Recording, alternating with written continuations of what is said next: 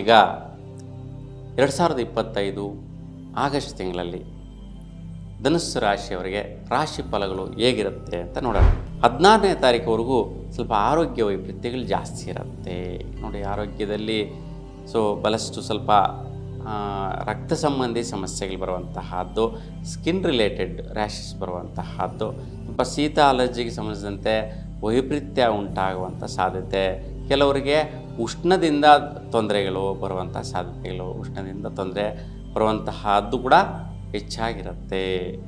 16ರ ನಂತರ ಈ ರೀತಿಯ ವೈಪರೀತ್ಯ ಆರೋಗ್ಯದೆಲ್ಲ ಸುಧಾರಿಸುವಂತಹದ್ದು, ಒಳ್ಳೆಯ ರೀತಿ ಅನುಕೂಲ ಆಗುವಂತಹದ್ದು, ಯಾವುದೋ ಒಂದು ಕಾರ್ಯ ವ್ಯವಹಾರ ನಿಮ್ಮ ಕಡೆಗೆ ಅನುಕೂಲಿಸುವಂತಹದ್ದು, ಸಕ್ಸಸ್ಸನ್ನು ನೋಡುವಂಥ ಪ್ರಯತ್ನ ನೋಡ್ತೀರಾ.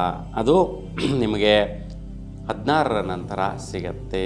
ಸ್ವಲ್ಪ ಆರೋಗ್ಯದಲ್ಲಿ ವೈಪರೀತ್ಯಗಳು 14ರ ನಂತರ ವಿದ್ಯಾರ್ಥಿಗಳಿಗೆ ಸ್ವಲ್ಪ ಆರೋಗ್ಯದಲ್ಲಿ ವೈಪರೀತ್ಯ, ಡೈಜೆಷನ್ ರಿಲೇಟೆಡ್ ಸಮಸ್ಯೆ ಬರುವಂತಹದ್ದು, ಸ್ವಲ್ಪ ಸ್ಕಿನ್ ಮತ್ತು ಶೀತ ಬಾಧೆಗಳು ಉಂಟಾಗುವಂಥದ್ದು ವಿದ್ಯಾರ್ಥಿಗಳಿಗೆ ಬರುವ ಸಾಧ್ಯತೆ ಜಾಸ್ತಿ ಇರುತ್ತೆ. ಮತ್ತು ಗರ್ಭಿಣಿ ಸ್ತ್ರೀಗೂ ಕೂಡ ಇದೇ ರೀತಿ ಪರಿಸ್ಥಿತಿಗಳು ಬರುವಂತಹದ್ದು ಇರುತ್ತೆ.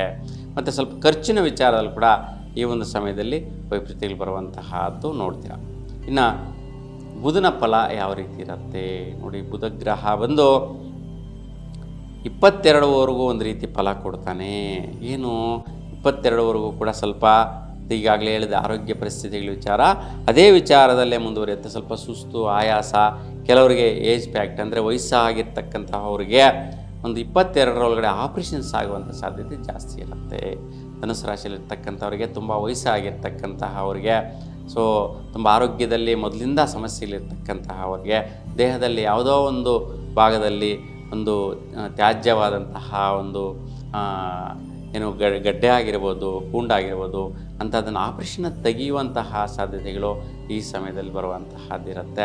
ಹಾಗಾಗಿ ಈ ಒಂದು ವೈಪರೀತ್ಯ ನಿವಾರಣೆ ಆಗಬೇಕು ಅಂತಂತಂದರೆ ನೀವು ಶನೇಶ್ವರ ಸ್ವಾಮಿಗೆ ತೈಲಾಭಿಷೇಕ ಮಾಡಿಸೋದ್ರಿಂದ ಆರೋಗ್ಯದಲ್ಲಿ ಈ ಒಂದು ಆರೋಗ್ಯ ಟ್ರೀಟ್ಮೆಂಟ್ ತಗೊಂಡ್ರೂ ಕೂಡ ಅದು ಉಲ್ಬಣಿಸೋ